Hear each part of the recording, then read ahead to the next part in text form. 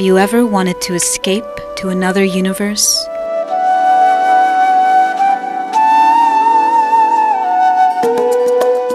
Feel like you're in another land.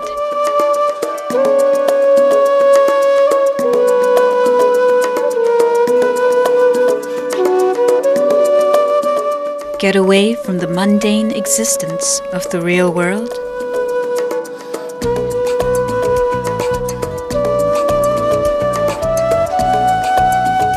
Well, this view from the rooftop of Kipling'S cafe just about does that for me. A horizon that can't be grasped, the ever-expanding ocean of blue, makes you realize how small we really are. I only hope that the food at Kipling'S was as spectacular as this scene.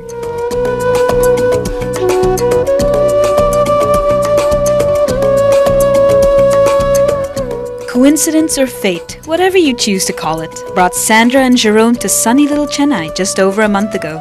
Here, where colonial meets Mediterranean and creamy white colonnades are offset by lush greens, they decided to take over Kipling'S cafe together. How romantic, I found myself thinking.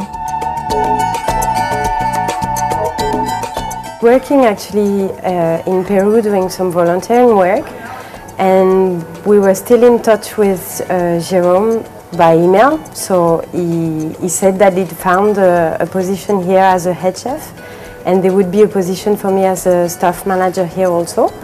So I said, okay, I'll try that and come all the way to Chennai to try this adventure and be here. And then when I met the place, the restaurant, I thought it was such a nice scenery.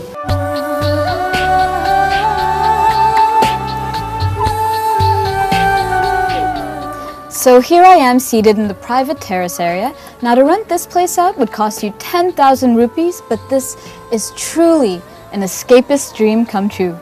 But now, I better stop dreaming and start actually focusing on my primal instincts, namely my hunger. How about some niblets to start with?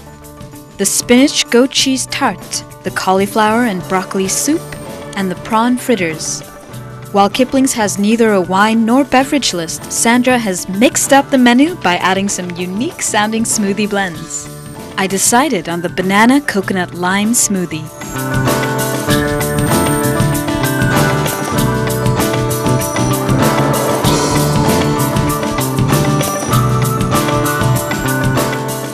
Well, this is an interesting dish over here. I'm actually kind of surprised it's on the menu. It's the prawn fritter, very reminiscent of the Japanese prawn tempura, complete of course with the ginger over here and a spicy and sweetish sauce on the side. But if there's one thing that has stood out in my mind, it is the spinach and goat cheese tart. A flaky phyllo pastry on the outside which counteracts the creamy goat cheese on the inside, and all topped off with a sour beetroot sort of thing. A sort of French dressing, Chef Jerome has told me, on the outside. I would highly recommend it.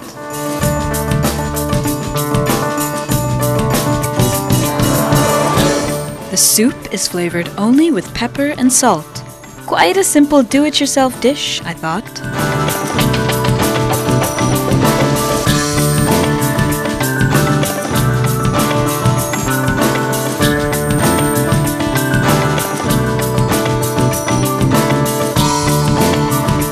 For my main course, I went with the apple chicken and the king prawns on a bed of risotto. The chicken and apple, it's quite very easy because in one way just chicken, apple and some glaze, so it's a kind of sauce you have to reduce very much, and it's apple juice and just white wine. After, if you go with the risotto, it's saffron risotto, so that you will tell me is not very French, but we have the habit to use quite a lot in a lot of dish. So the saffron risotto, it's a very popular recipe and go especially very well with fish and prawns and seafood. So it's for that I put on my menu this dish.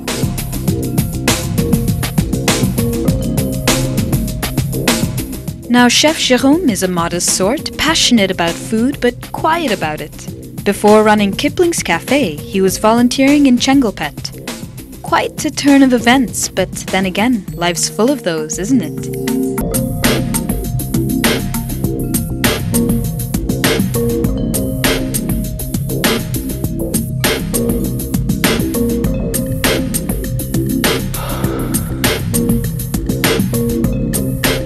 I noticed few spices in the food as a whole, and instead the use of herbs.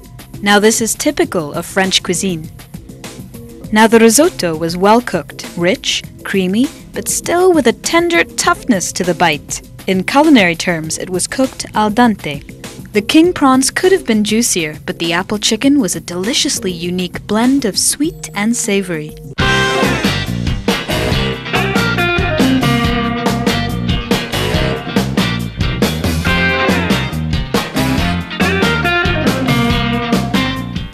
Your lunch can be long and leisurely at Kipling's.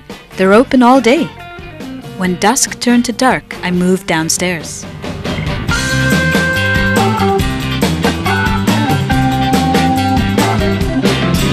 Now there are many tantalizingly tempting dessert options to choose from, like the chocolate panna cotta or the fresh seasonal fruit salad in a mint syrup. But Chef Jérôme has his own theory when it comes to dessert. My theory is when you go in a restaurant, in a high-class restaurant, you have to test two things inside the restaurant. So the first one is the risotto, and the second one is the tiramisu.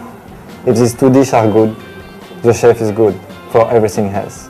If it's not very nicely realized, it's because the chef is just trying to copy but not do it in a proper way.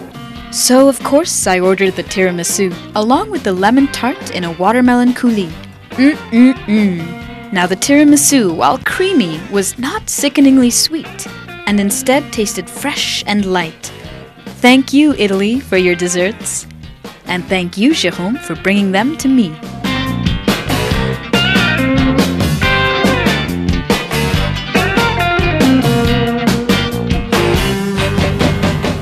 Now the little things about the everyday, like a good lemon tart. Now this is what makes life worth living. Well, I hope you've enjoyed your day with me, your long and leisurely day at Kipling's. Now, if you don't mind, the tart and I would like some privacy. Oh, yes, you do. You and me, just you and me.